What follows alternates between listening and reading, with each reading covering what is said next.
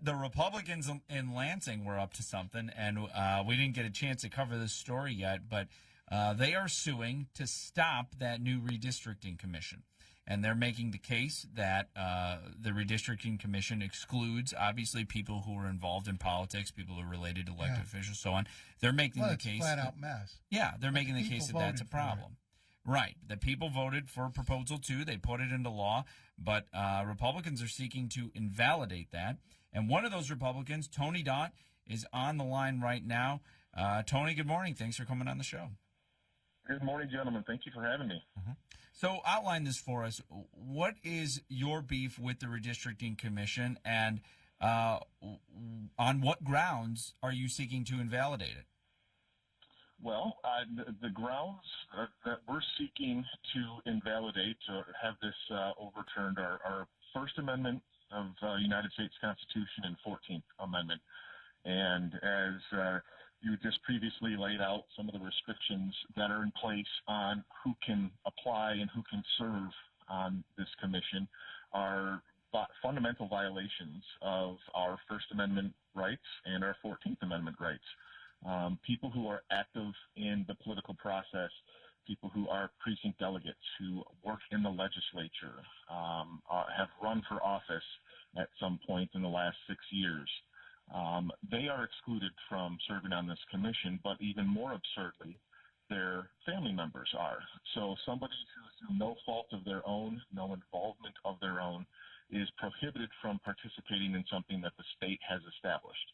And those are, again, very fundamental beliefs and rights in our Constitution, that you can participate in the political process, you can say what you want, you can assemble with who you want, you can associate with who you want, without fear of punishment from the government for those participating in those and exercising those rights. And we believe because of that, it invalidates the entirety of the commission because, as has been pointed out, if the ingredients to baking a cake, if it's only, if there's 5 ingredients to baking a cake and even just one of them is poisonous, you can't bake the cake. You can no longer bake that cake. But Tony, I mean, the people did vote for this, and I'm a great believer in allowing the people to screw up as much as they choose. And this is like the third of these ballot amendments that the Republicans in the legislature, or the Republican Party, have challenged and tried to undo. You're running the risk here, I think, of alienating the electorate when by not allowing them to pursue their will. Well, I understand that sentiment, and I would just politely disagree that just because something is popular does not make it right. And whether this amendment violates the constitutional rights of one person or 5 million individuals, and in our math has at least 500,000 people would be prohibited based on these guidelines. That's a fundamental violation. It's rather egregious in my mind and in the minds of the individuals who agreed to be plaintiffs in this lawsuit. And again, just because it's popular doesn't mean it's right. There have been many things in our country's history that have been popular at the time that once adjudicated and put before the courts were shown to be and proven to be unconstitutional and therefore not something that the country should do or a state should do. And so that's what we're seeking. We're seeking guidance from the courts who are there to interpret the Constitution. Where is this suit filed, Tony?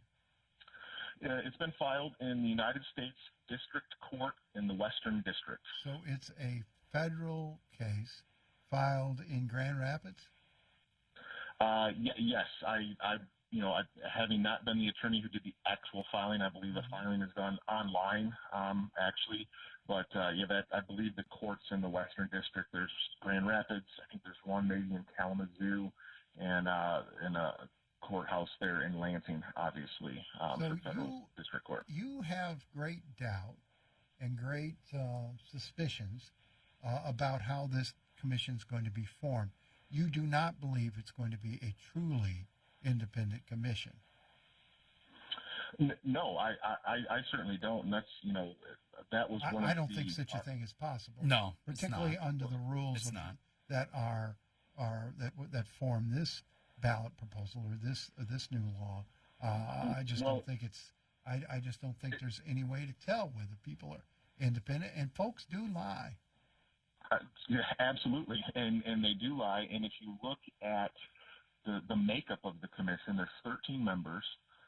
Only 5 of them are supposed to be identified as independent or not of a major party, and so you've got 8 of the 5 affiliated with one of the 2 major parties. And so to me, that's not independent at all. That's inherently partisan. If the majority of the commission is partisan, has partisan leanings, but ultimately that's not what we're challenging now. That was something that was dealt with in the opposition campaign to it.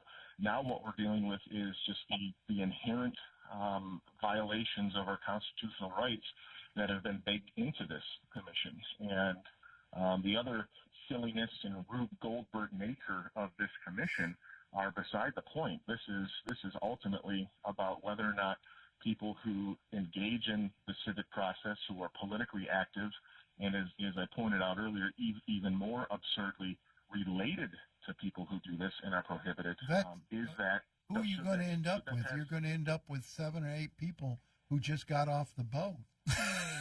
How are people selected for this, Tony? Is politics involved in the selection of the people? Well, if you ask me, politics are involved at every level of everything we do in our daily lives. That's just the way things go. Ultimately, the Secretary of State will approve the final list, right? And that is a partisan office. The Secretary of State is a partisan elected official. You will have applications. At least 10,000 of them are supposed to be sent. Supposedly, randomly selected by the Secretary of State's office, sent out to people, and then anybody else who, of course, isn't prohibited by these constitutional violations, they can apply, and then those are, supposedly put into a hat of some sort or a big lottery shaker, and we draw out 200 of them, and then each of the legislative leaders, so House and Senate Democratic leaders for each chamber there get to have 5 of them stricken. So a total of 20 can be removed. And then from those 180, they come up with a random, again, supposedly random selection. That is a terrible process. But we'll watch for Jocelyn Benson to do it live, like the lottery numbers popping up. She can do it on TV. And like CNN did the debate. Right. Well, an important thing about this entire process that I should point out is that, we have submitted FOIAs to the Secretary of State's office seeking information on how this process has gone.